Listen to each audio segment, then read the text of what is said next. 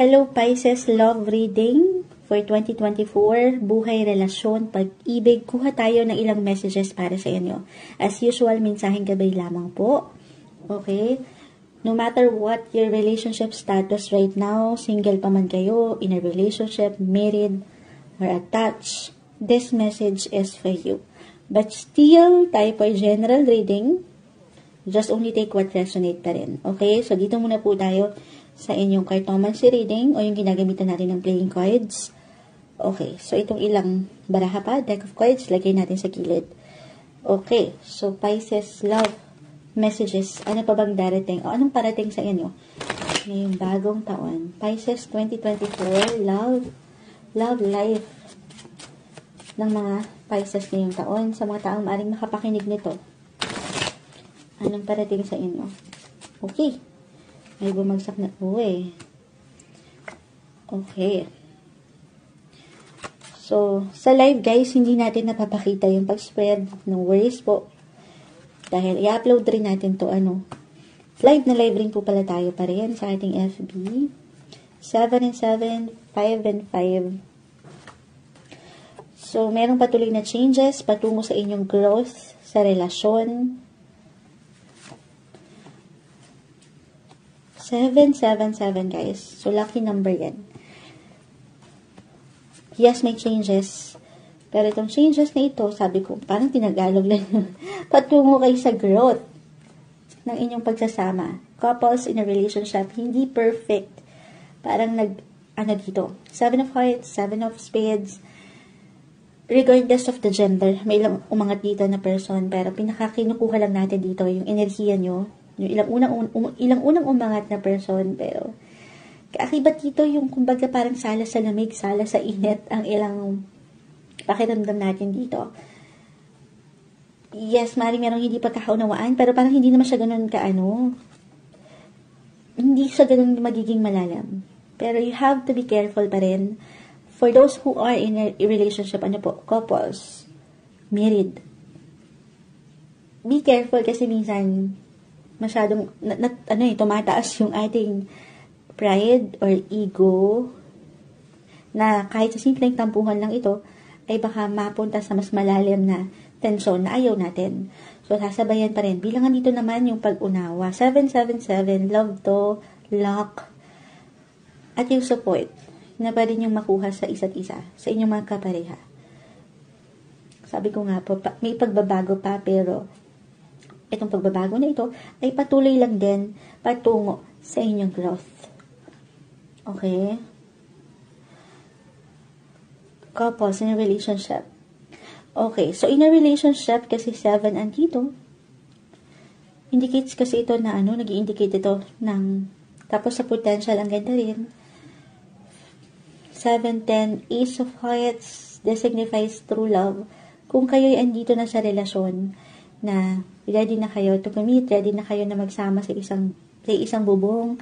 Hindi po imposible na makatanggap kayo para sa ilan ng love or marriage proposal, or andito na talaga yung ilang plans para sa ilan na lumagay na sa tahimik, magsama na. At dito, patungo pa kayo sa ilang pagbabago at growth together. Yun lang, parang meron pa rin kayo madidiscover sa isa't isa na hindi masyadong kagaanan. Nandito ito napaka-normal naman po sa anumang sitwasyon o relasyon, Or maybe isang indication ito na kung mag-apply man po, na mag-decide na kayo magpakasal, ayan, couples, na ready naman na kayo. Sabi nga nila, ang kasal ay isang hindi siya isang mainit na kanin. Wow. Na iluluwa mo na pag gusto mo, Kumbaga, hinay lang din. Hindi magiging okay, pero napakaganda na pinagpaplanuhan nyo ng mas may klaro para hindi dito pumasok yung init. Sabi ko nga, sala sa init, sala sa lamig. Baka meron kayong hindi pagkaunawaan sa ilang planong ito. So, sasabay. Napaka-importante po sa inyo ngayong taon na paangatin yung communication na mas klaro. You need to be more communicative sa inyong mga kapareha. And open sa inyong nararamdaman. Para balance lang. Okay? So, ano pa ba yung may iwan natin dito? Pamilya. Actually, wala masyado sa family, pero 7 and 7. Kung meron kayong, okay, kung meron, para sa ilan, kung meron kayong nakatensyon sa family, or ngayon pala naramdaman nyo yung tensyon na ito somehow, maybe kailangan nyo lang ng pagkakataon na maghilo, magpalamig, kailangan ng space. Ano pa, 2024, at one point, magiging, ano rin to, mariresolve, malalagpasan, merong reconciliation, or even reconnection ulit. Unti-unti, okay? So, single,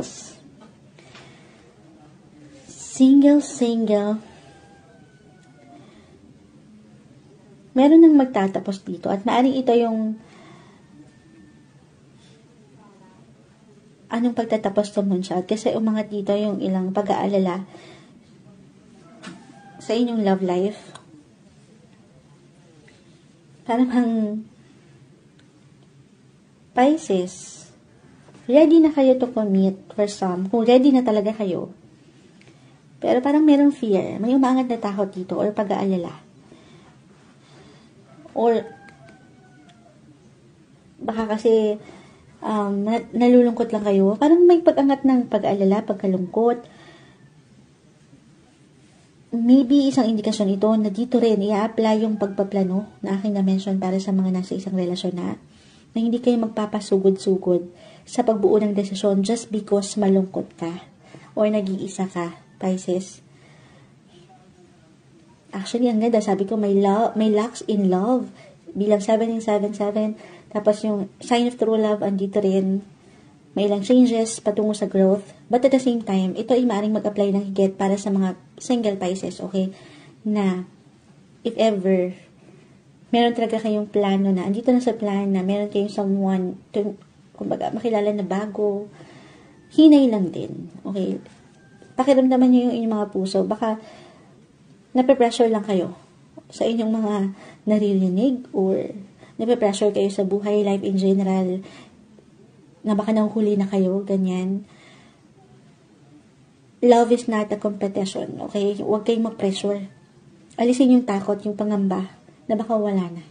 Kasi dyan, baka lalong hindi nyo matagpuan yung para sa inyo talaga. So, hinay lang. Take it easy, iwas sa pressure, iwas sa stress. Flow, sabay sa flow. Okay? Yung pinaka-advice dito, wait, Pisces. Ano pa? Inihanda lang kayo. Itong proseso ng paghihintay na ito, singles, inihanda kayo patungo sa tamang tao. So, huwag kayo magmadali. Okay? Pagkat wala ng prosesong ito ng paghihintay. As a Pisces, napakahaba ng pasensya nyo. Kaya nga, huli kayo lagi. Huli kayo sa sign. Kasi alam ng universe na kayo'y may mahabang pisik. Okay? So, yung waiting time, hindi madali. Pero ano pa, umangat yung locked in love. Wala pang imposible. Alisan yung pangamba. Okay? Okay. So, add tayo ng ilang final advices pa dito. Clarify natin gamit ang tarot kung ano nga angat sa inyo. Love life ng mga Pisces 2024 message. Love life para sa mga Pisces 2024. Ayan na. Excited guys. Ang bara. Okay, so kailangan natin kunin. Okay, ayan. So medyo struggle. Pinulit pa natin, pero ito. Ang umangat at mailan pa. Ito muna. Ito po yung part ng deck na ito na walang label, pero para siyang the lovers. Ayan. So, yung na-mention natin, yung connection nyo pa sa isa't isa, couples, relationship, may paglalim pa. Gaano man kayo parang nagsisimula pa lang, or gaano na kayo katagal, pero nandito pa rin yung paglalim ng inyong pag-iibigan. Kahit pa, andyan minsan yung hindi nyo pagkasabay sa ilang, maaring sa ugali, diba? Napaka-normal. Sala sa init, sala sa lamig si Mr. o si Mrs. Pero susuyo. May pagsuyo pa rin siya. The Fool is in reverse. Ayan po, para sa mga single, parang clarify tayo dito na huwag kayong magmadali. Okay? Huwag kayong mainit. At bumuo kayo muna ng ilang plano, step by step. Kahit sa inyong mga isipan lang. Kumbaga, yung, gumawa kayo ng vision board. Hindi, kasi baka, hindi naman sa magiging perfectionist na kayo or magsaset kayo ng mataas na standards. Wala namang masama. Kung ano yung gusto nyo sa isang tao, yun di ba? Huwag niyong babaan yung mga standards niyo. Pero, at the same time, stay practical and realistic sa approach mo when it comes to love, single. Na hindi ka nagmamadali sa bawat pag-aksyon. Okay? Lagi mo aalalahanin yung worth, yung halaga mo bilang isang individual sa isang relasyon. Other indication nito kasi, okay, singles, or kahit nasa isang relasyon na, sige, single muna tayo, naguluhan na si Monshad. Single, maring pwedeng magbalik. Kasi merong napurnada rito somehow, napakiramdam, and this time, pwede siya magparamdam ulit, ngayong 2024, pero isang alalahanin, isang paalala lang ulit, na, huwag kayo magmamadali. Okay, huwag niyong madalian yung desisyon, especially if this is something big or major action pagdating sa inyong relationship. Hindi sa hindi magiging okay, pero ulitin ko po, ipoproseso ito, pag-aaralan, i-review, pagpaplanuhan. Okay? Lalo pa kung andito talaga yung lungkot or at the same time yung pressure just because mag-isa ka. Singles, huwag kayo magpadala sa ganun. Papakiramdaman ng sarili. Or, andito rin kasi yung excitement or pagiging ready ng ilan, but at the same time yung fear. So, halo-halo yung feelings na ayaw natin na dyan, bumubuo kayo ng big decision na hindi nyo pinag-iisipan. Okay, so kalma lang. Yung pinaka-mensahe rin dito para sa inyo. Okay, kuha tayo ng ilang final advice para sa mga Pisces 2024 love message. Pisces 2024 love message. Ayan. Support. Parang yan yung pinakaunang message ko. Tama ba? Bilang 7 and 7, pumagitan sa inyo ng iyong person or future person or ito na, kayong asawa, suporta. Andyan pa rin. Gaano man umangat yung ilang pagkakaiba. Minsan, di ba? Sa inyong pagsasama. Uy, kanina pa umangat yung attractive. Guys, andyan pa rin yung attraction nyo. Yung spark. Yung spark, andyan pa rin po. Meron pa rin attraction, attractive. Or para sa mga couples, kung hindi ko na-add yun, meron kayong ilang plans before married, in a relationship, and this year, 2024, bibigyan nyo na yun ng tugon. Ano man yung plano nyo na napurnada together. Kahit sa simpleng travel plans pa ito, or ilang gawain, ilang hilig nyo na gusto nyo gawin, or puntahan, ganon.